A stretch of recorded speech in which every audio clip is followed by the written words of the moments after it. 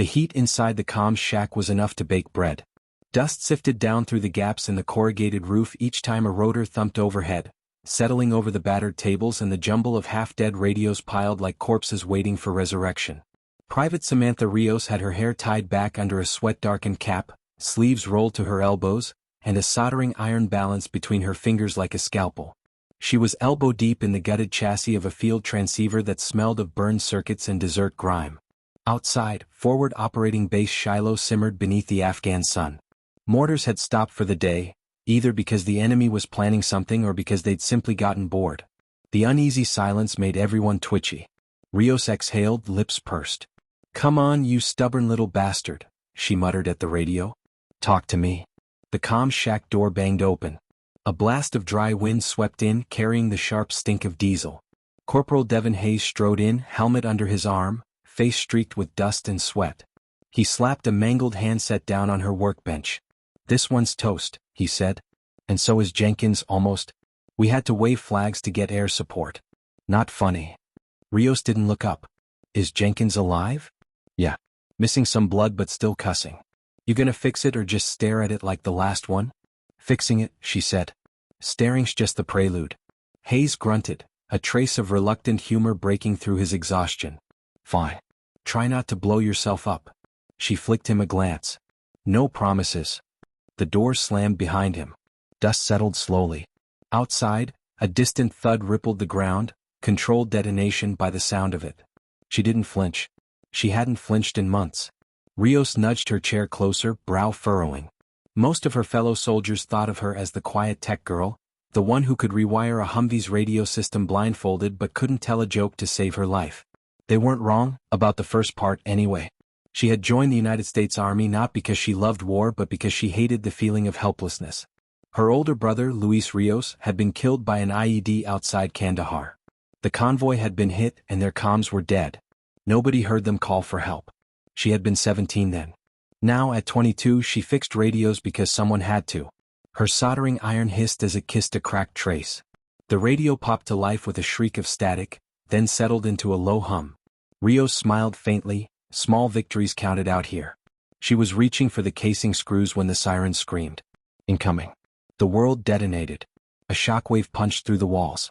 Tools rattled off shelves. The ceiling sagged. Rios hit the deck as shrapnel shredded the window, glass cascading over her like brittle rain.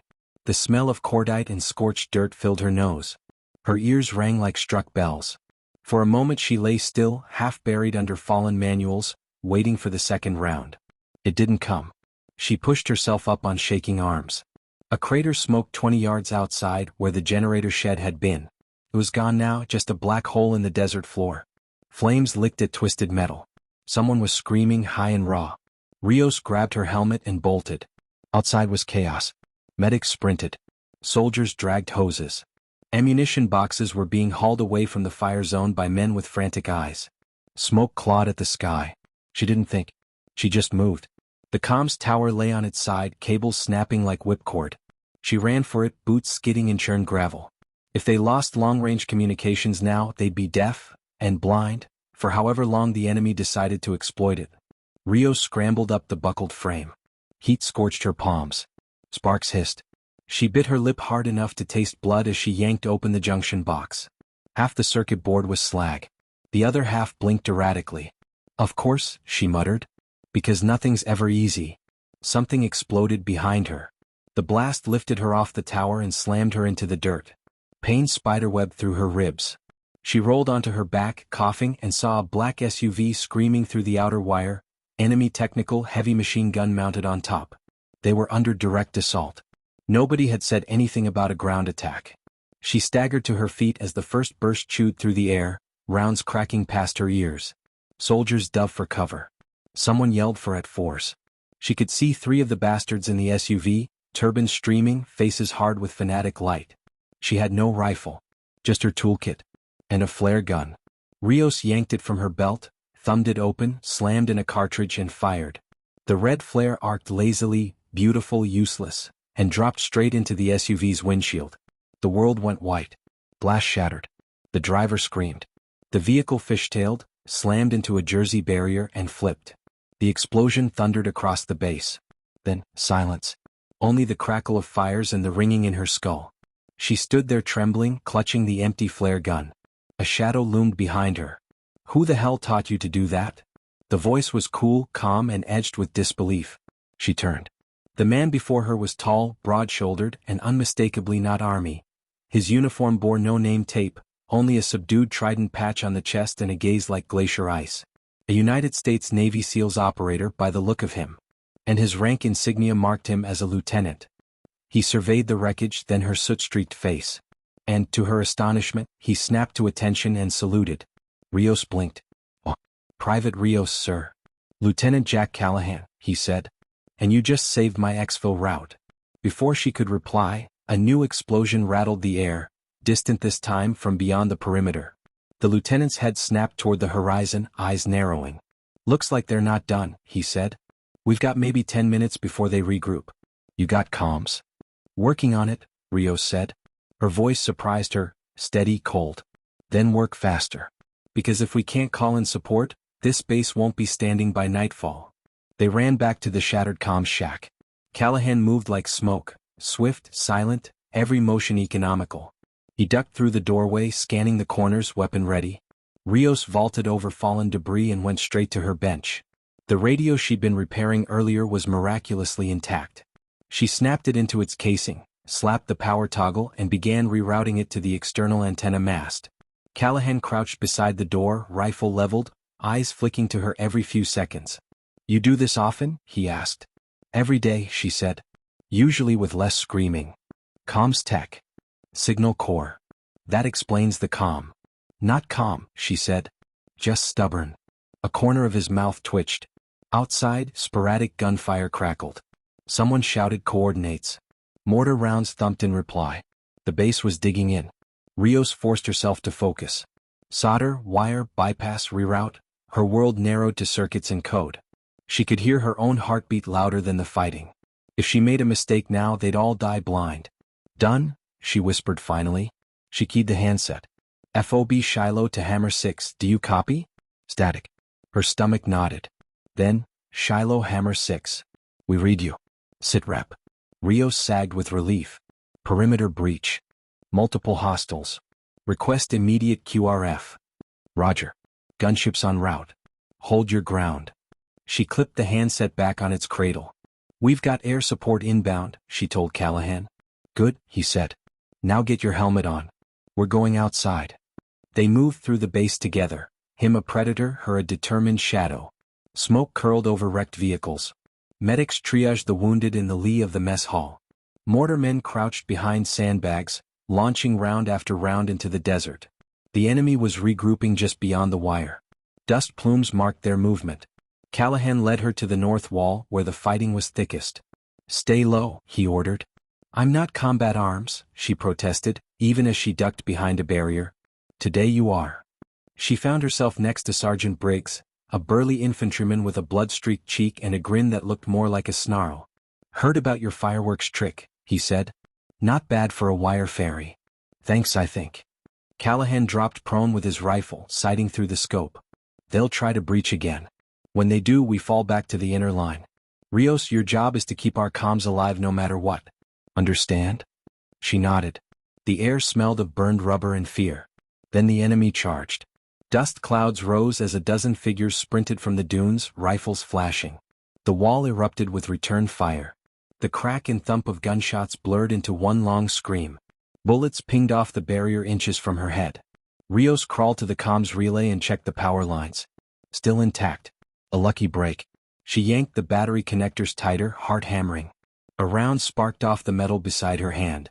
Callahan's voice cut through the chaos. "Contact front. 200 meters. Hold the line." Rios risked a glance. He was methodical, precise, every shot dropping a target. Briggs hooped like a man at a bar fight, spraying suppressive fire. Then a rocket slammed into the wall. The blast flung Rios backward. She slammed into the dirt, ears roaring. When her vision cleared, the relay was on its side, wires torn loose. "No. No, no, no." She scrambled to it on hands and knees. Her palms left bloody prints. The main cable was severed. "Callahan," she screamed. "I've got to patch the relay or we lose contact with air." "Do it," he roared. I'll cover you. Bullets hissed overhead as she dug into her kit. She jammed wires together with her teeth, hands shaking. A fragment of her mind whispered that she was insane, that this was how people got killed. She ignored it. Sparks bit her fingers. The relay hummed back to life. Rios to Hammer 6, she yelled into the handset. North wall under heavy assault, marking enemy position with smoke. She popped a red smoke grenade over the barrier. A second later, the distant whine of rotors rose like avenging angels. Gunships swept in low, miniguns roaring. The desert exploded. Enemy fighters vanished in clouds of dust and fire. And then, silence again. The survivors scattered into the dunes. The battle was over. Rios sagged against the barrier, trembling. Her hands were blistered, her ribs ached, and her throat tasted of ash. But the comms were alive. The base still stood. Callahan rose from his firing position, dusting himself off like he'd just finished mowing the lawn. He slung his rifle and looked down at her. "You did good," he said quietly. She blinked. "I fixed radios. You kept this base from becoming a graveyard." And then, astonishingly, he saluted her again. Rios stared at him, unable to form words. Soldiers nearby were cheering, clapping each other on the back, but it all felt distant, unreal. Callahan lowered his hand. His eyes were unreadable. "This isn't over. Whoever hit us today will hit harder tomorrow. They don't like leaving jobs unfinished." Her mouth was dry. "So what do? "We prepare," he said. "And when they come back, we make sure they regret it." He turned and walked away into the smoke, silent as a shadow. Rios sat there with her blistered hands and her pounding heart, and for the first time since she joined the army she wondered if maybe, just maybe, her life was about to change in ways she couldn't yet imagine. The desert night pressed down like a heavy wool blanket, hot, dry, and full of secrets. Samantha Rios sat alone in the comms shack at Forward Operating Base Shiloh, surrounded by the faint hum of machines and the sharp tang of solder. The adrenaline had worn off, leaving her hollow and jittery, as if her body had forgotten how to relax. Every muscle trembled. Every sudden clatter from outside made her jump. After the firefight, the base had settled into the kind of tense quiet that wasn't calm at all. Soldiers were still dragging debris out of the wreckage. Medics hustled stretchers through the dust. Someone was burning what was left of the SUV she'd blown up with a flare, and the smell of scorched oil seeped through the walls. She had already repaired 3 field radios, patched the relay junction, and rerouted power to the tower's backup battery. Her hands were blistered, bandaged now in layers of white gauze. She kept moving because stopping meant thinking, and thinking meant replaying the moment when the rocket had slammed into the wall and she'd been sure they were all about to die. The door creaked open. She didn't look up. "If it's another broken set, put it on the table and back away slowly." "No broken sets," said a low voice. "Just checking if you're still breathing." Rios froze, then lifted her eyes. Jack Callahan stood in the doorway, shadowed by the dim red light. Dust streaked his face. His uniform was dark with sweat. But his posture was relaxed, like the firefight earlier had been nothing more than a mild inconvenience. He carried a battered metal case in one hand. Rios blinked at him. "You knock." "I did." The door might have been concussed. "Then yeah," she said. "Still breathing." "Good." He stepped inside, setting the case on the table. "Because I need you." That made her pause. "Need me?" Callahan opened the case. Inside was a black radio unit, sleek, compact, and unlike anything in her standard issue manuals. Its matte surface bore no serial numbers, only a single strip of tape marked Echo 9. Rios leaned closer, wary. "That's not Army." "No," Callahan said. "It's ours." "Ours as in? United States Navy SEALs, ours?" He gave a slight nod. "This rig's supposed to be secure, frequency hopping, encrypted out the years. But it's been dead since before I landed. We think the enemy is jamming it." Rios frowned. "Jamming a SEAL radio? That's ambitious. Or smart. Which is worse?" He watched her, unreadable. "I need it operational by dawn. My team's insertion window depends on it." Her brain itched with questions, like why a SEAL team was even here, or what insertion window meant, or why she was being asked instead of an actual signals warrant officer. But she swallowed them. Asking questions out here could get you reassigned or worse. Noticed? "I can try," she said carefully. "Try fast," he said. "We're on borrowed time." Rios cracked her knuckles, bandages rustling, and powered up the unit. It flickered, then spat static that screeched like tearing metal. The signal meter bounced, erratic. Something was interfering, loud, wideband, and close. She connected her diagnostic laptop, tapped out a flurry of commands. Lines of raw code scrolled across the screen. Callahan stood perfectly still beside her, arms folded, eyes scanning the shadows like a hawk. He radiated tension that barely showed on his face. "Do you ever sit?" she asked, not looking away from her work. "Not unless I'm unconscious." "That checks out." He didn't answer, but she caught the faint twitch of his mouth in her peripheral vision. The interference trace resolved on her screen, a ragged, looping pattern. It wasn't random noise.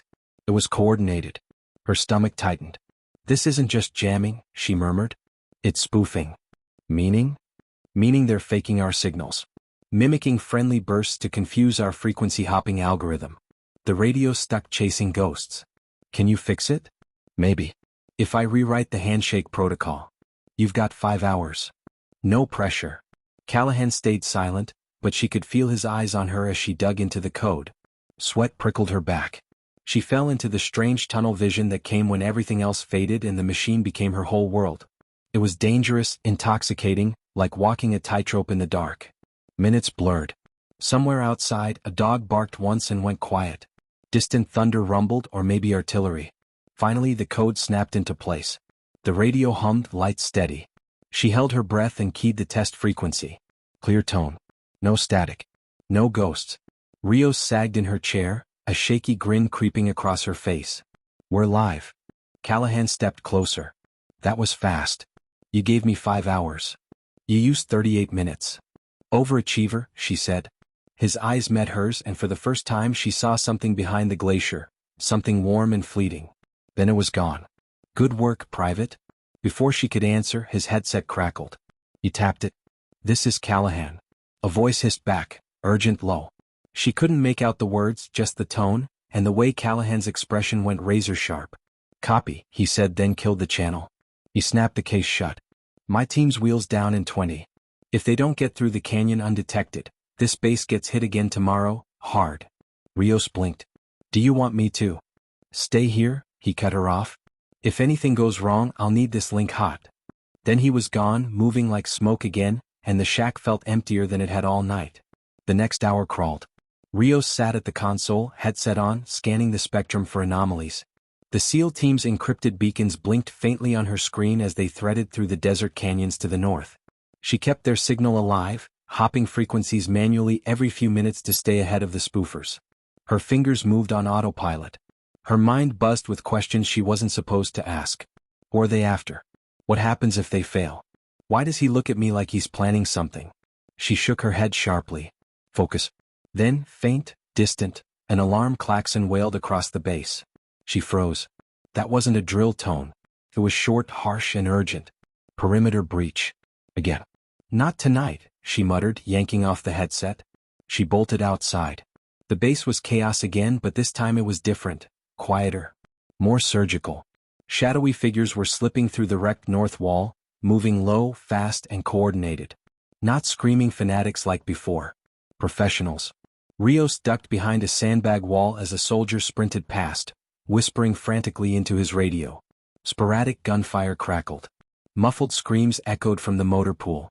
The power grid flickered once, twice. Saboteurs. Not here to fight, here to cripple. And the comms tower was their prime target. She ran for it. Bullets sparked off the gravel. A figure lunged at her from the shadows, a lean man in black, eyes like knives. Rios swung her toolkit like a bat. It cracked against his temple. He crumpled. Her heart slammed against her ribs as she stumbled past him. The tower's base was already smoking. Wires lay severed, sparking. Someone had planted a shaped charge on the main junction box. Its red LED blinked steadily. Bomb. Her body acted before her brain. She dropped to her knees, ripped open the casing. A timer blinked, 0:42. Her hands shook violently. She forced them still. She had disarmed plenty of booby-trapped radios, but never a bomb that could level half the base. She yanked her wire cutters, traced the leads. Red, blue, green, no obvious trap. They'd used military-grade components. Someone smart. 0:29. Sweat dripped into her eyes. She blinked it away. She saw it, 2 leads twisted together on a dummy circuit, meant to trick anyone rushing. Classic misdirection. The real detonator was the thin black wire hidden underneath. 0:14. She cut it. The timer froze at 0:11 and went dark. Rios exhaled so hard she nearly collapsed. Then someone grabbed her from behind. An arm locked around her throat. She clawed at it, gasping. A masked saboteur hissed something in a language she didn't know and dragged her backward into the shadows. A single suppressed shot cracked. The man jerked, went limp, and dropped. Callahan stood a few feet away, rifle raised, breath steady. Dust streaked his face and his eyes were fire in the dark. "Stay down," he said. Rios dropped to her knees, panting. "What? How weren't you in the canyon?" "I was finished early." "Do SEALs even have clocks?" "Only when we're late." More figures appeared behind him, silent, armed, faces streaked with camo. His team. They moved like wraiths, clearing the area, dragging unconscious saboteurs into a line. No shouting. No wasted motion. Callahan crouched beside her. "You all right?" She swallowed. "I disarmed a bomb. I saw. I think I'm gonna throw up. Wait until we're done." By dawn, the saboteurs were dead or bound and bleeding. The base was intact if shaken. Soldiers staggered through cleanup duty like sleepwalkers. Medics patched bullet grazes. Engineers rewired power lines. Rios sat on an ammo crate, trembling, watching the sky turn copper. She felt hollowed out, like her soul had been wrung dry. But somewhere beneath the exhaustion burned a strange, fierce satisfaction. Callahan approached silently as always. He handed her a canteen. She drank without speaking. The water was warm and metallic, but it tasted like life. "You saved this place twice in 12 hours, he said quietly. "I didn't shoot anyone. You didn't have to." He studied her for a long moment, expression unreadable. Then he did something that startled her more than the gunfire had. He smiled. Barely. A flicker. But real. "You ever think about transferring to special operations?" he asked. Rios blinked. "Me? You've got instincts. Calm under fire. And a knack for breaking things nobody else can understand." "I fix them." "Exactly."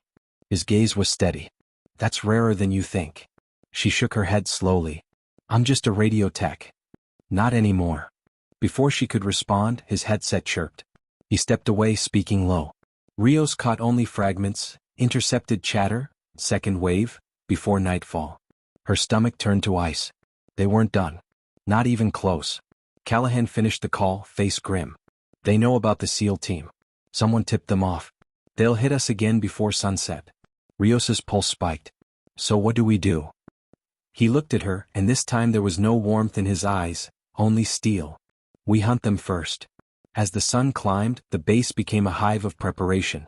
Soldiers reinforced the walls, dug new fighting positions, sighted rifles. The burned-out wreckage from yesterday was dragged into barricades. The air buzzed with tension sharp enough to cut skin. Rios returned to the comms shack. Every radio had to be combat-ready. No dead channels. No ghost frequencies. She stripped them down, cleaned every contact, resynced every hopping pattern. Her hands moved automatically, faster than she thought possible. Every so often, she glanced out the shattered window toward the motor pool, where Callahan and his SEALs were gearing up. They moved like wolves, wordless, focused. Dark armor, suppressed rifles, packs full of things she didn't recognize. They looked like they belonged to another world entirely. And somehow she was part of it now. Her reflection in the cracked radio screen looked alien, hollow-eyed, smudged with soot and grinning faintly. A little crazy. Good. She clipped the last radio into its rack, tightened the strap, and stood. Her ribs ached. Her bandages were filthy. Her stomach growled. She didn't care. Outside, Callahan caught her eye and nodded once. The hunt was about to begin. The Black Viper's platoon descended from the ridge in a loose staggered column, boots crunching softly over dust and shale. The September sun was barely cresting the eastern peaks, casting long clawed shadows through the valley. This region near Kunar province had always been hostile country, rocky, sparse, and riddled with hidden paths that insurgents knew like the veins on their hands. Specialist Alyssa Hale marched at the center of the formation, her Barrett .50 slung low across her chest, heavy and reassuring. Each step she took stirred a film of dust that clung to her sweat-dampened sleeves. The events of the previous night still burned in her mind. The convoy ambush, the flaming wreckage, the screams. She had made the shot that turned the tide, but the images replayed in her head, quieter now, like echoes down a long hallway. Sergeant Marcus Red, walking just ahead of her, kept glancing back to check their spacing. He was broader than most, with a scar bisecting his eyebrow, and the kind of voice that cut clean through radio static. After the firefight, his tone toward her had shifted, no longer the subtle skepticism she had felt before, but something closer to trust. Still, he hadn't said much. They had been tasked to clear the valley floor and set up an observation post on the ridge beyond, cutting off a known smuggling route used by insurgents to ferry weapons from Pakistan. The briefing at dawn had been terse: minimal support, radio blackout expected, and a 72-hour hold in hostile territory. By 0900 the heat had risen. Sweat ran down Hale's spine in rivulets. The mountains seemed to shimmer as if the whole world were breathing. She switched the Barrett .50 to her shoulder and scanned the slopes through her scope on the move, every muscle taut. Her spotter, Private Diego Alvarez, trudged alongside, lugging the tripod and a pack heavy with match-grade rounds. He was younger, still with that rookie energy, trying to mask fatigue behind a grin. "Hey Hale," he muttered through dry lips, "after this we get like a beach deployment, right? Hawaii or something." She didn't look at him. "Sure. With mojitos and airstrikes." They passed the first ruined compound, a shell of mud brick walls pocked by old bullet scars. Red raised a fist, halting the line. He crouched, signaled 2 scouts forward. They ghosted through the open archway, rifles sweeping. Silence stretched. A minute later one of them waved clear. Red signaled to move. As they crossed the courtyard, Hale's eyes caught something, a faint glint under a chunk of collapsed wall. She froze. "Tripwire," she hissed. Everyone halted instantly. Alvarez dropped to his belly, peering at it. A thin wire ran to a half-buried metal canister. "Pressure mine rig," he whispered. Red cursed softly. "Mark it. Bypass. This place is seeded." They chalked a bright X on the wall and gave it a wide berth. 2 hours deeper into the valley, the terrain constricted. Sheer cliffs rose on either side, funneling them into a choke point known on their map as Guldara Pass. Everyone's nerves prickled. This was textbook ambush ground. Hale's heartbeat thudded in her ears as she scanned the heights. A hawk wheeled lazy circles high above, the only movement. Then her radio clicked, 2 sharp pops on the encrypted channel. "Contact signal." "Eyes up," Red growled. A flash winked from the rocks half a kilometer ahead. Hale saw it through her scope a half-second before the first round cracked past her. "Sniper," someone yelled. The patrol scattered for cover behind boulders. Dust plumed where bullets struck. Hale slammed prone, flipping the Barrett .50 onto its bipod. "Range, Diego," she snapped. Alvarez whipped out his laser rangefinder, voice steady despite the chaos. 640 meters, 10 o'clock high. Hale adjusted windage, exhaled slow, and fired. The .50 roared like thunder. The recoil kicked into her shoulder. Through the scope she saw the enemy sniper's cover explode in stone splinters. Then the figure crumpled, weapon tumbling down the slope. "Target down," she said. But almost instantly, more gunfire erupted from the ridges, 3, maybe 4 firing points. Bullets sparked off the rocks around them. "Contact both flanks." Red barked. "Suppress and move." The fight dissolved into chaos. Squad automatic weapons opened up, their chatter echoing off the cliffs. Hale and Alvarez leapfrogged from cover to cover, setting up quick overwatch shots to pin down muzzle flashes. She found another target, an insurgent sprinting along the crest, AK slung. She led him by half a body length and squeezed. The .50 round hit like a hammer, flinging him sideways. They bounded again, her legs burning. Red's voice barked orders through the din, precise and clipped, orchestrating controlled retreat. Mortar fire suddenly thumped from up valley. A round landed short, erupting in a geyser of dirt 20 meters away. The blast wave slapped her to the ground. Ears ringing, she rolled behind a rock. Alvarez was shouting something, pointing up. Hale followed his finger. There, on the opposite ridge, a 2-man mortar team was reloading. "Range 840, Alvarez rasped. "Wind 5 right," she said automatically, mind narrowing to the shot. She slowed her breathing, let the chaos blur to silence. The crosshairs floated over the loader's chest. Bang. The .50's muzzle flash lit the rocks. Half a second later, the man folded, the tube clattering from his hands. The second crewman bolted, but Alvarez was already shifting the tripod. Hale fired again and he went down. "Mortar neutralized," she yelled. They broke contact minutes later, slipping through a dry creek, lungs searing. The gunfire tapered off behind them. Red called a halt in a concealed gully, the men collapsing to their knees, chest heaving. He moved among them, checking for wounds.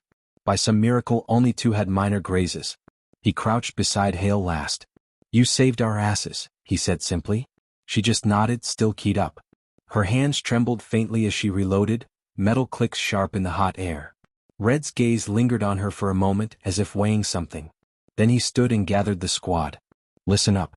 That was a probe. They were testing us. The main route's gotta be close.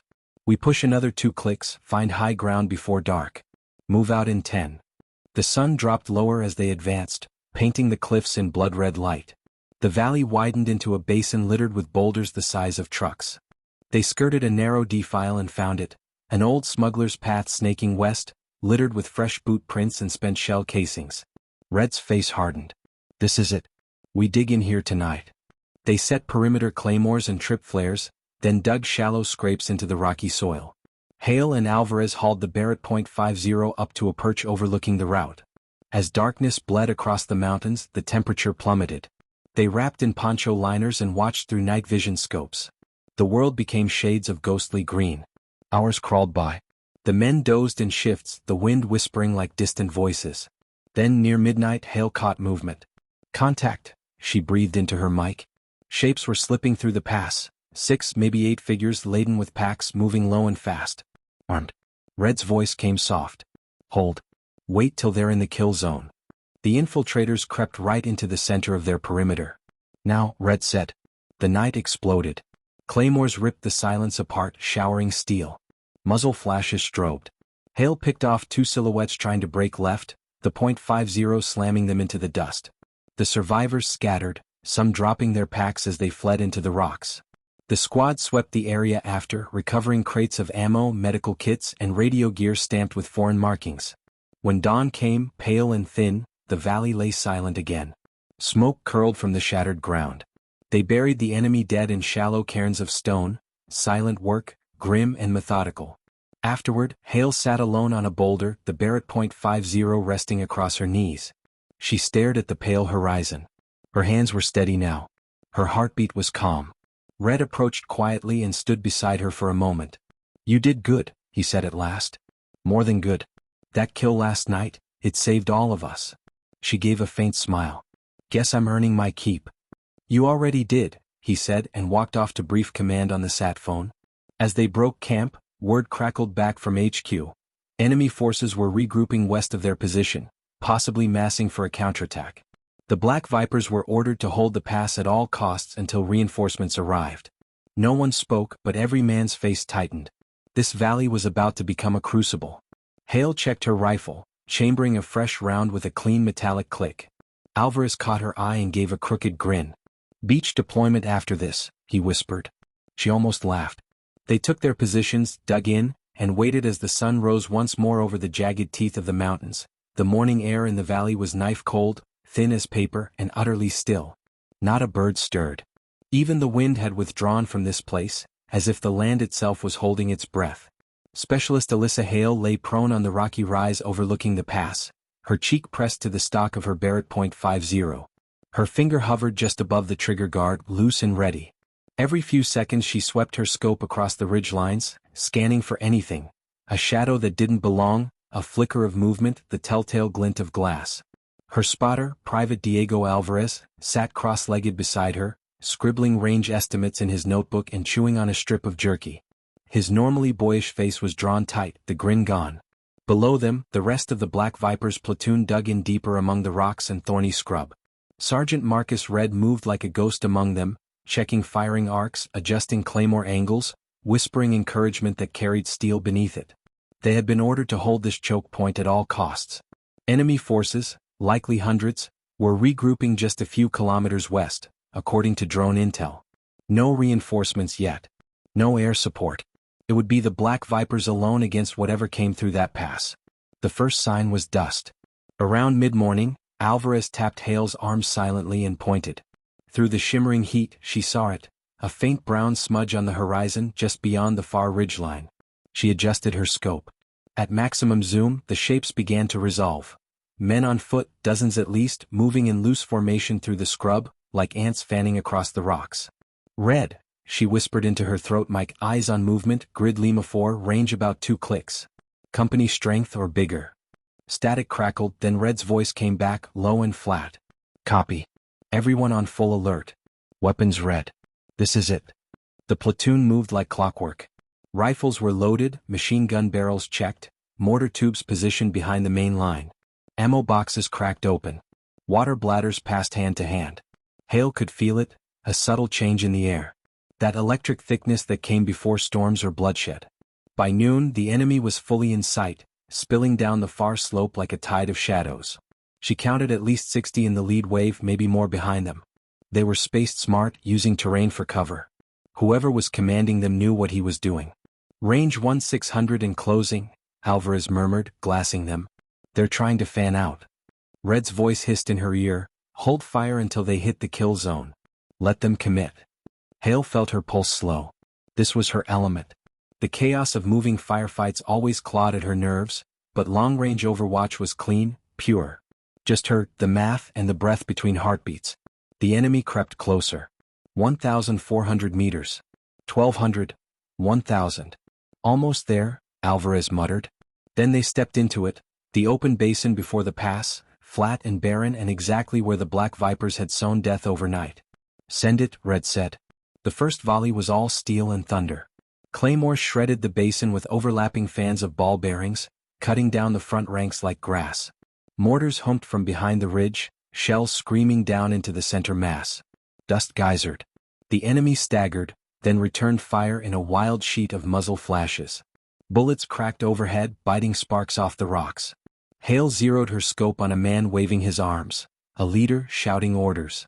She held one breath, let it out, and squeezed. The Barrett .50 kicked like a mule. The round punched through him and dropped the man behind him too. Target down, she said. Alvarez was already calling the next range. She shifted, fired again, and another figure crumpled in a puff of red mist. Below, red squads fought like anchored wolves. Squad automatics hammered steady bursts, cutting lanes through the attackers. Grenadiers lobbed 40mm arcs that bloomed orange among the rocks. The pass echoed like a drum. Still, the enemy pressed forward, some darting from cover to cover, others crawling through the dust. They were disciplined, more than just local insurgents. Likely foreign-trained. Hale saw two machine gun teams setting up behind a ridge at 900 meters. She called it out. Red barked a mark. Priority, she told Alvarez. He nodded. Wind 3 left. Elevation plus .2. She dialed the scope, slowed her breath and fired. The .50 roared, the recoil jarring her bones. The first gunner's head snapped back like a kicked door. The second flinched, she worked the bolt fast and shot again. Both down. MG team neutralized, she said calm. Copy, Red replied. But the enemy had momentum now. The basin was filling with bodies, but more kept coming, streaming over the ridge in fresh waves. A rocket-propelled grenade screamed in, detonating near second. Squads positioned and flinging two men like ragdolls. They screamed in pain, one clutching a mangled leg. Medic, someone roared. Corpsman Daniels sprinted low through the fire, skidding to the wounded. Red crawled to cover them, rifle spitting controlled bursts. Hale watched it all distantly, her mind tunneled. She was part of the battlefield's nervous system now, seeing, calculating, cutting. 200 out, moving left, Alvarez said. She shifted. Another leader, waving a radio. Bang. He folded, silent. Minutes blurred into an hour. The ground was littered with scorched craters and fallen shapes. The stench of cordite and blood hung thick. Still, the enemy didn't break. If anything, they grew more feral, screaming as they charged. They're trying to overrun, Alvarez panted. Not happening, Hale said. Then came the heavy fire. The first burst chewed the rock right beside her face, showering stone chips.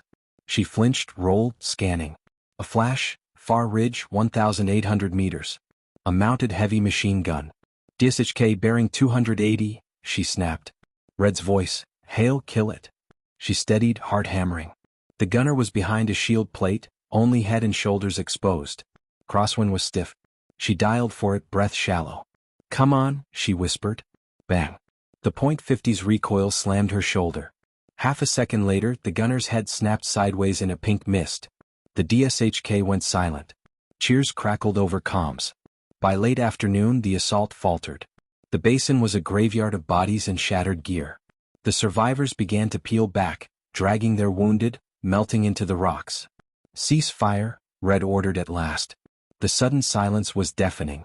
Only the crackle of cooling metal and the moans of the wounded broke it. The Vipers slumped behind their cover, panting, faces streaked with grime and sweat. Hale finally rolled onto her back, staring up at the bleached sky. Her shoulder ached from the Barrett's constant recoil. She had lost count of her kills. Alvarez sat beside her, trembling fingers fumbling a canteen open. He passed it wordlessly. She drank, the water tasting of dust and metal. But it wasn't over. As the sun sank toward the peaks, a drone buzzed overhead, relaying live feedback to command. Red studied the tablet grimly.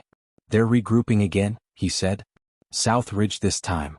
Looks like at least another company." Groans rose from the squad. "Reinforcements ETA?" Hale asked. "Unknown," Red said. "We hold." He gathered the men. "Resupply ammo. Reset claymores. Redistribute wounded to the rear pits. We're not done." The soldiers moved like broken machinery, but they moved. Ammo belts were draped over shoulders. Magazines jammed full. Claymore wires checked and rearmed. Blood was wiped from rifles with shaking hands. Hale stripped and cleaned the Barrett .50 with ritual care, her mind cool and detached. This rifle was the only thing between her and annihilation. Alvarez broke the silence. "Think they'll come at night?" "Absolutely," she said. Night fell like a dropped curtain. The temperature plunged. The valley became a bowl of black ink, lit only by slivers of moonlight on stone. Every soldier lay silent, hidden in their pits, NVGs glowing faint green. Fingers rested on triggers. Hearts thudded. At 2300, motion sensors pinged. A trip flare popped red on the far slope. Then the night erupted. Gunfire lanced from the darkness, tracers streaking. Mortars whumped. RPGs hissed like angry snakes. "Contact. South Ridge." Red barked. The Vipers opened up. Muzzle flashes stitched the night. The air filled with the ripping snarl of machine guns. Hale locked onto a cluster of muzzle flashes, timed the pauses and fired. One flash winked out. She shifted, fired again. Another. The enemy surged in screaming waves. Claymores detonated, flaying the front ranks. Still they came, clawing over their dead. An RPG slammed into the rocks 10 meters from Hale, the blast tossing her sideways. Her ears rang. Dust clogged her mouth. "I'm good," she gasped to Alvarez. He was already dragging her back to the rifle. "They're closing fast, 300 out." She dropped prone, vision swimming, and fired. One shot. Two. Three. Bodies crumpled mid-run. But they were getting too close. Red's voice cut in, "Fix bayonets. If they breach the wire, it's hand-to-hand." Hale's blood went cold. They breached. Dozens broke through the southern arc, howling, firing wildly.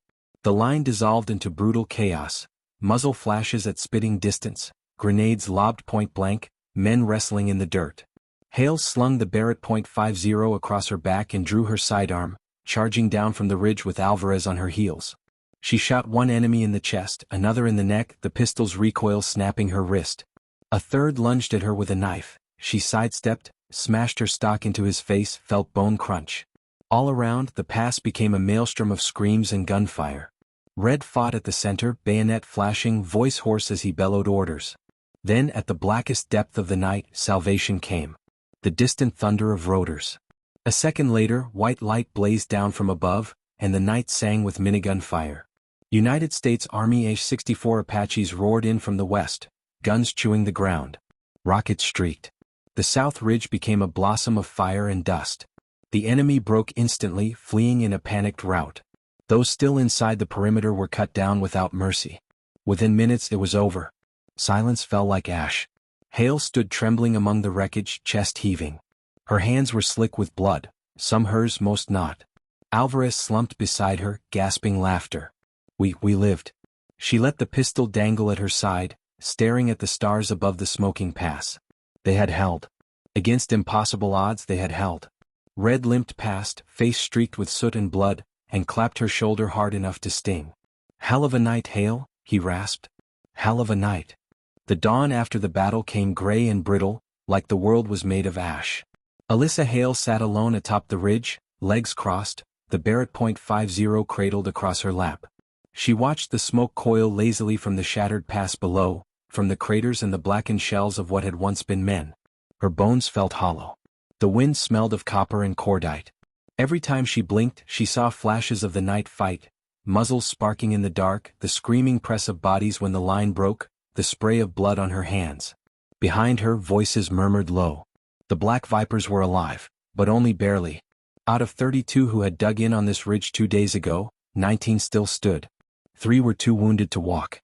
4 more were zipped into green body bags lined up by the cliff edge, waiting for the next bird out. Sergeant Marcus Red looked 10 years older as he moved among them, cataloging damage with quiet efficiency. His left arm was splinted, his uniform burned through at the shoulder, but his voice never wavered. "Ammo count?" he asked. "Low," said Corpsman Daniels, kneeling over a wounded man. "Half a mag per rifle maybe?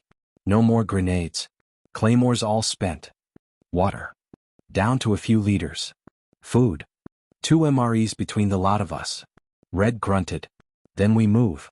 The word hit them like a slap. "Move?" Diego Alvarez rasped, dark eyes wide. "After that? We need medevac, resupply, sleep." "No time," Red said flatly. "Command says the enemy's main stronghold is 30 clicks north in the upper peaks. If we don't hit it now, they'll regroup and counterattack the valley. Our job is to break them before that happens." He tapped his map. "We're the closest unit. Everyone else is days out. It's us or nobody." A bitter laugh escaped someone's throat. "Then it's nobody," Alvarez muttered. But Hale knew the look in Red's eyes. This wasn't bravado. It was cold math. The enemy had thrown everything at them last night and failed, but they'd try again. And next time they might not fail.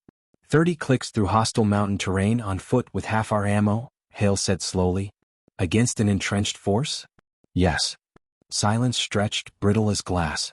Then Hale nodded once. "All right. We do it." Red's eyes flicked to her. They didn't soften, but there was a flicker of something like gratitude. "Gear up," he told them all. "We move in 20. The march began under a dead gray sky. They left the pass like ghosts, boots crunching on the frost-rimed scree. No one spoke. Even Alvarez's usual stream of jokes had dried up. They moved single file, weaving through canyons of jagged stone.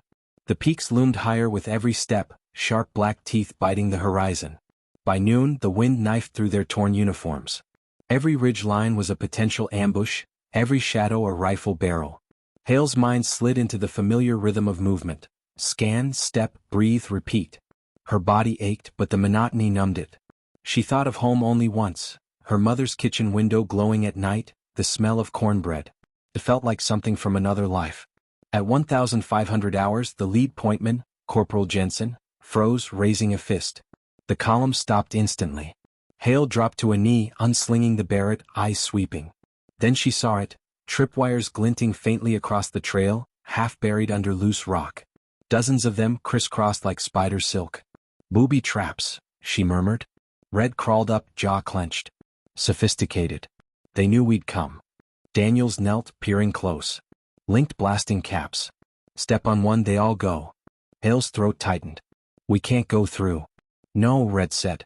"We go around." Going around meant climbing. They left the trail and began scrambling along the cliff face, clinging to cracks and ledges, hauling the wounded up with paracord. Loose stones clattered down into the abyss. One wrong move and they joined them. Halfway across, Alvarez slipped. Hale lunged, catching his harness just as his boots skidded off the ledge. "Got you," she hissed, teeth gritted, arms screaming with effort. He dangled over empty space, face white. "This is not fun," he croaked. She hauled him back up. He collapsed flat on the ledge, shaking. "Next time," she panted, "don't slip." "Good note," he said faintly. They kept climbing. It was dusk when they finally crawled back onto solid ground above the minefield. Everyone collapsed, chests heaving. Red let them rest only 10 minutes.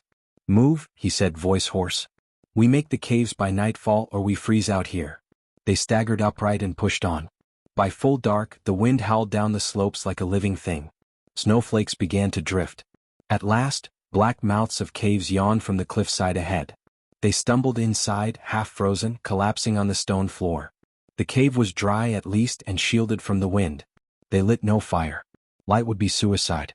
Instead, they huddled in their ponchos for warmth, passing around the last 2 MREs, each man taking only a bite or two. Hale sat near the entrance, cleaning the Barrett by touch, her movements automatic. Alvarez slumped beside her. "So," he whispered, "any brilliant plan for tomorrow, or we just walk into the lion's teeth and hope?" "Something like that," she said. He snorted softly. "Hell of a way to die. Better than hiding." He was quiet a moment. Then voice low, "You think anyone'll even know what we did here?" Hale stared into the dark. "They'll know," she said. "Even if it's just because the world doesn't fall apart tomorrow." Alvarez nodded, eyes closing. "Fair enough." They slept like corpses. The sun never really rose. It just bled gray light into the snow-choked peaks. They set out again before dawn. Hours passed in a blur of white and stone. The air thinned until every breath burned. At 1100 they saw the first sign of the enemy stronghold, a black shape etched against the sky on the highest ridge. Through her scope, Hale saw bunkers dug into the rock, camouflaged netting, antenna masts, and patrols trudging the perimeter with rifles slung. "Looks like a company at least," she murmured. "Maybe more inside." Red crouched beside her, eyes hard. "We can't frontal assault that." "No," she agreed. "We'd be mulch." He studied the terrain, silent. "Then, we go under it." There was an old mining tunnel half-collapsed on the east face. Alvarez remembered seeing it on drone recon weeks ago. If they could get inside unseen, plant demo charges on the ammo dumps and comm center, they might cripple the outpost from within. "High risk," Daniel said quietly. "Everything is high risk," Red said. They circled wide, crawling through gullies to stay out of sight. Snow soaked their boots, their lips cracked. By dusk, they reached the tunnel mouth, just a black gash in the stone, half buried in drifts. Hale peered inside. It reeked of old dust and rust. "Perfect," she said. They went in. The tunnel swallowed them. It was utterly dark, their red headlamps barely touching the black. Rusted tracks ran down the center. Ancient wooden beams sagged above. Every creak echoed like a shout. They moved slow, boots silent on the damp stone. Minutes stretched. Then voices. Faint, ahead, speaking in a foreign tongue. Flashlights glimmered. "Patrol." Red gestured sharply. They ducked behind an old cart. 2 enemy soldiers trudged past, rifles slung, chatting idly. Hale's hand found her knife. She waited, heart hammering. Red-mouthed, silent. They struck as one. Hale lunged, dragging her blade across the nearest man's throat. Alvarez grabbed the second from behind, muffling his cry as Red drove a bayonet between his ribs. Both crumpled without a sound. Hale wiped her knife on her pant leg, hands steady. No one spoke. They just kept moving. The tunnel sloped upward now. A faint glow seeped from ahead. Hale crawled forward and peeked around a broken beam. Her breath caught. They had emerged inside the stronghold. Below her, carved into the mountain's heart, was a cavern the size of a football field. Generators hummed. Racks of rifles lined the walls. Crates of ammunition and explosives were stacked to the ceiling. Dozens of enemy soldiers moved below, repairing gear, eating, laughing. Completely unaware. It was the beating heart of their enemy's war machine. Alvarez's eyes were huge. "Holy hell," he breathed. Red's voice was a whisper of iron. "We plant every charge we have. Then we burn it." They fanned out silently like shadows. Hale crept along the catwalks above, slipping between pipes, her barrett slung to free her hands. She planted charges on ammo pallets, wiring them to a single detonator. Below, Alvarez rigged the fuel tanks with plastique. Daniels worked the generator stacks. Minutes ticked by like hours. Once, a soldier below glanced up and Hale froze. The man scratched his head and walked on. At last, Red gave the signal. They regrouped near the exit shaft, sweat freezing on their necks. "Ready?" he whispered. "Always," Hale said. They ran. They had just reached the tunnel mouth when the alarm went off. A klaxon wailed through the cavern, red lights strobing. "Someone found a charge," Alvarez gasped.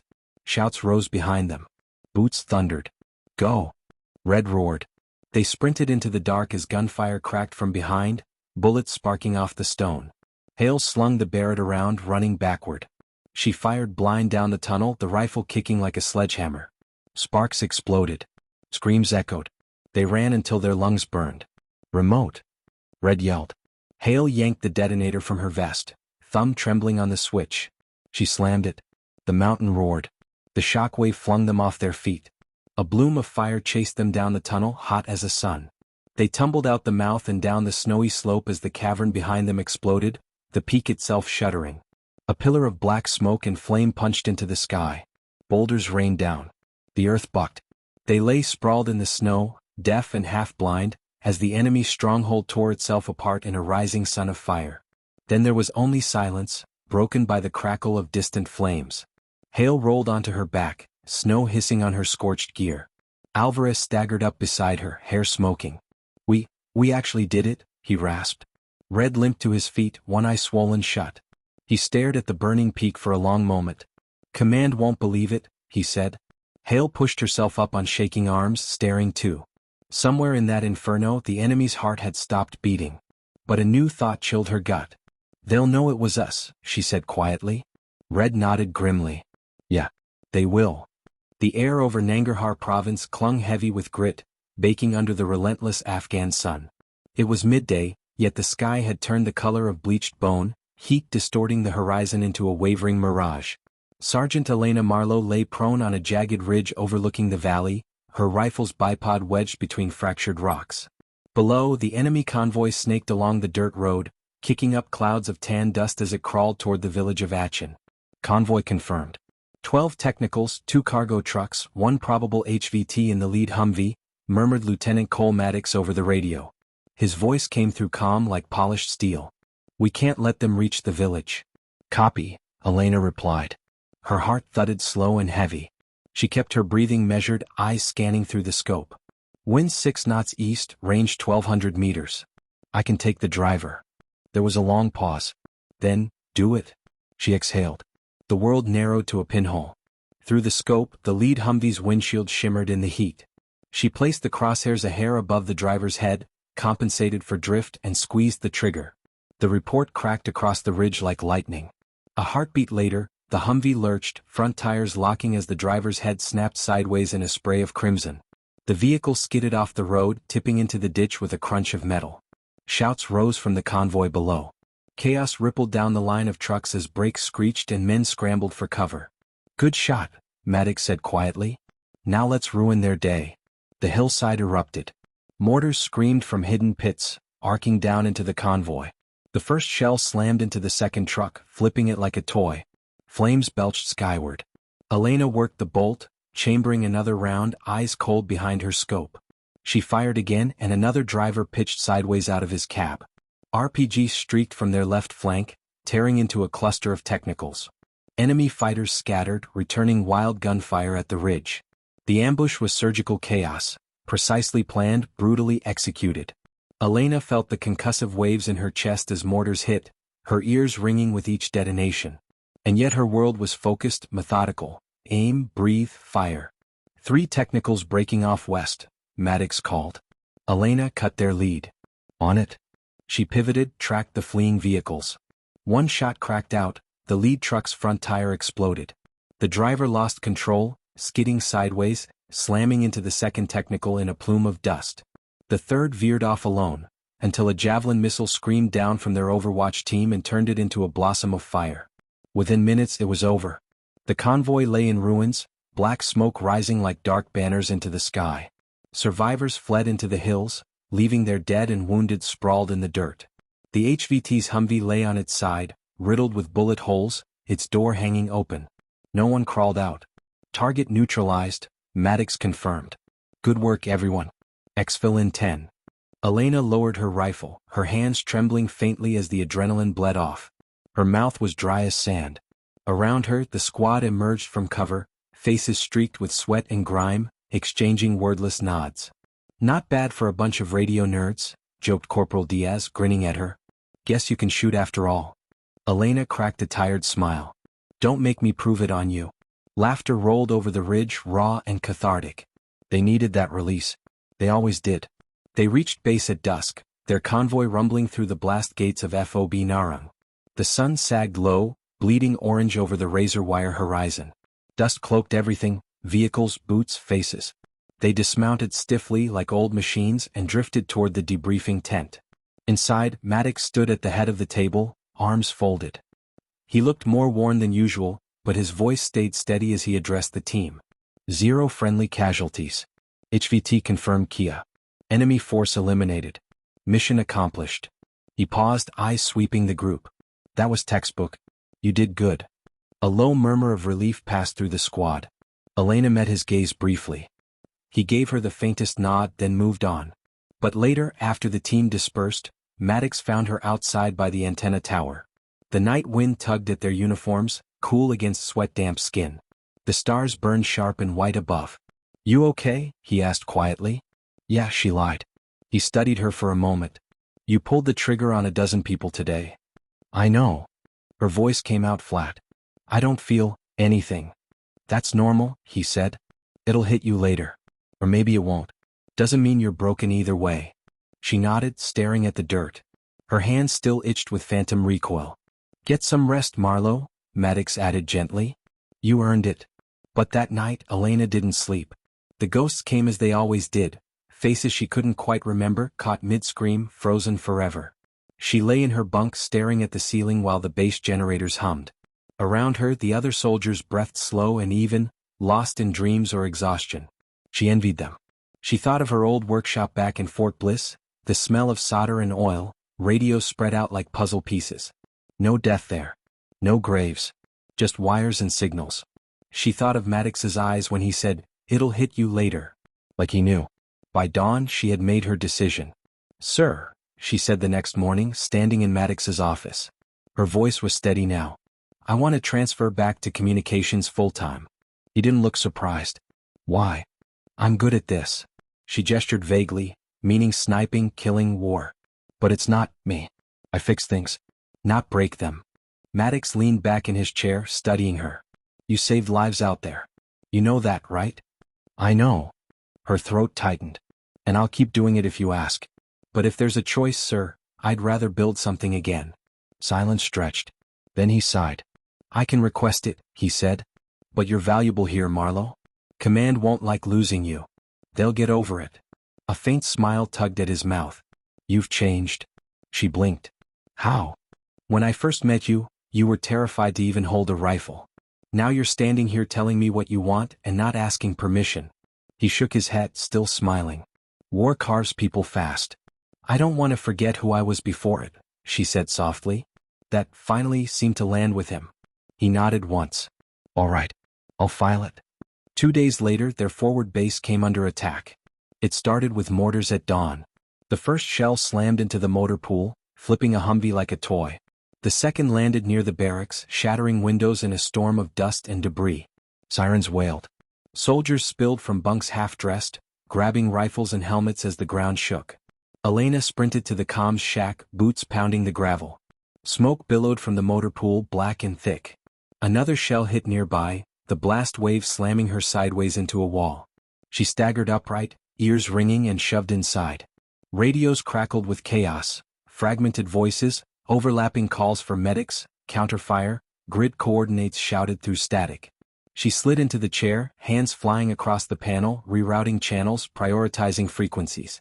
The air stank of ozone and panic. Eagle 1, this is Narang. We are taking sustained indirect fire, requesting immediate air support, she barked. Copy, Narang. CS en route, ETA 15 mics.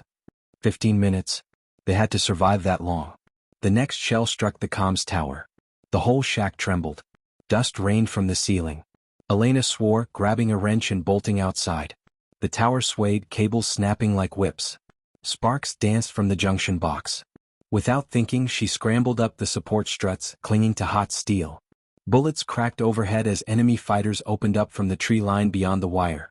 Mar, what the hell are you doing? Maddox's voice bellowed from below. Keeping us talking, she shouted back, teeth gritted.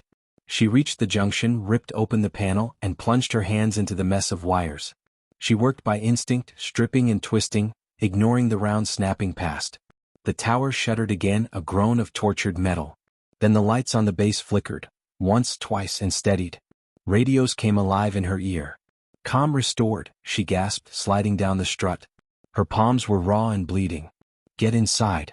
Maddox roared, grabbing her arm and dragging her toward cover just as another mortar hit the tower. It folded in on itself with a deafening shriek, collapsing in a cloud of fire and twisted steel. They dove into the bunker as shrapnel hissed past like hornets. The siege lasted 40 minutes. Air support finally roared in, F-16 Fighting Falcons screaming down the valley, dropping dams on the enemy positions. The mortars went silent. The tree line erupted in flames. By noon, the attackers were dead or gone. The base lay in ruins, vehicles charred, barracks pocked with shrapnel, the comms tower a blackened skeleton. Medics moved through smoke and debris, tagging the wounded. 17 soldiers were dead. Elena sat on a sandbag, trembling from head to toe, the smell of burnt metal clinging to her hair. Maddox crouched beside her, face grim. "You saved the base," he said simply. She shook her head. 17 people still died. "Because of you, it wasn't everyone." They sat in silence, the weight of it pressing down like the heat. Around them, the survivors moved with grim efficiency, piecing the base back together. Soldiers always rebuilt. They had to. That night, Elena stood alone at the wreck of the comms tower. The sky was vast and dark, full of indifferent stars. The air still smelled faintly of smoke. She stared up at the twisted steel, thinking of the first radio she'd ever fixed, back when she was 14 in Missoula, sitting cross-legged on her bedroom floor, thrilled when it finally crackled to life. She still wanted that. To make things work. To bring order out of chaos. But maybe she realized that was what she was doing here too, even when it meant pulling the trigger. Maybe fixing didn't always look like wires and solder. Sometimes it looked like holding the line. Behind her, footsteps crunched on gravel. Maddox stopped at her shoulder, silent for a long moment. "They denied your transfer," he said quietly. She didn't answer. "But," he added, "they want you to lead a new rapid response unit. Hybrid, comms and combat. Mobile. Small team, high trust." She turned to him, startled. "Me? You've got the mind for it. And the guts." He met her eyes. "You in?" Elena looked back at the ruined tower, at the smoke still curling into the starlit dark. Her hand still trembled, but her jaw set firm. "Yeah," she said. "I'm in." Sergeant Elena Marlowe stood in the middle of the forward operating bay at FOB Narang, surrounded by chaos that somehow belonged to her now. The new rapid response unit was officially hers. The brass had made it clear, she'd been promoted to staff sergeant effective immediately, and given command of a 6-person hybrid detachment, 2 comms specialists, 2 riflemen, 1 medic and 1 sniper who wasn't her. That last part was deliberate. They didn't want her being the lone gun anymore. The unit was called Echo Lance and they'd been tasked with rapid infiltration, communication restoration and combat reinforcement, basically to show up when everything went wrong. "Ma'am," said Corporal Diaz, popping a salute with an exaggerated flourish as he strutted past carrying a spool of fiber line. "We're gonna make you proud or die trying." "Just do the first part," Elena muttered, lips twitching despite herself. She was trying to project confidence, but inside she was braced tight as coiled wire. She'd gone from a solitary tech-turned sniper to a leader overnight. Now every mistake would have consequences that rippled through the people looking to her for guidance. People she might have to send into fire. People who might not come back. It was a different kind of weight than pulling the trigger. And it was heavier. "Mission alert. 0200 hours. The call came like a hammer to glass in the dead of night. Elena was asleep, sort of hovering on that brittle edge of rest soldiers called half-dead, when the siren wailed. She was on her feet instantly, boots slamming the floor, heart thrumming like rotor blades. The ops officer briefed them in the tactical tent while the rest of the base scrambled for order. A remote listening post in Kunar province had gone dark. No comms, no satellite ping, no sensor output. It was an isolated relay station perched on a cliffside above a gorge, and it fed signal coverage to 3 villages below. And those villages were under imminent threat of a Taliban cell moving north. If the post stayed down, local forces would be blind. Could be a simple power failure, the intel officer said grimly. Could be a massacre. Echo Lance drops in, reestablishes comms, holds until relieved. "Copy," Elena said. Her voice was steady.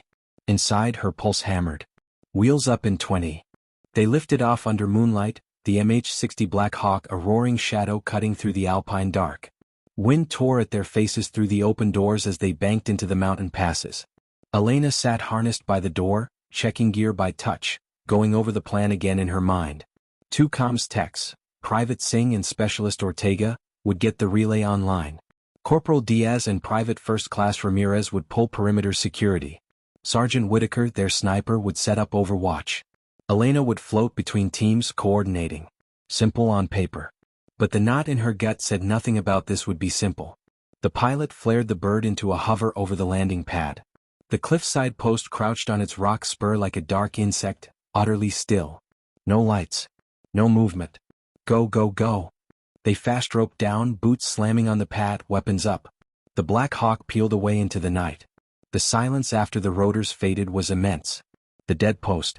They swept the outpost room by room. It was small, Just a few prefab huts bolted to the cliff edge, an antenna mast, a generator shack. But it felt like a grave. No blood. No bodies. Just gone. Singh crouched by the relay console, popping open the access panel.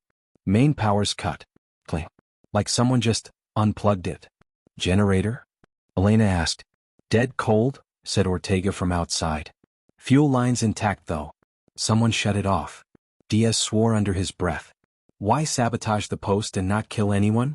Maybe they took them, Ramirez said quietly. Elena scanned the shadows beyond the floodlight perimeter. The gorge yawned below like an open throat, moonlight silvering the river far below. The hairs on her arms prickled. Get the relay hot, she ordered. We need eyes. While Singh and Ortega worked, Whitaker slithered up onto a rock ledge overlooking the switchback trail. His voice came through soft in their comms. Movement in the tree line. Can't tell how many.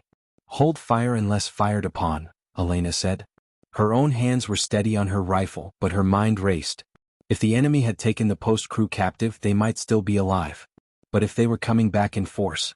Power coming online in 3, 2, 1. The relay console hummed to life. Antennas creaked as motors swung them skyward. Signal lights winked green. Then Ortega froze. Oh, Marlowe? We just pinged motion sensors.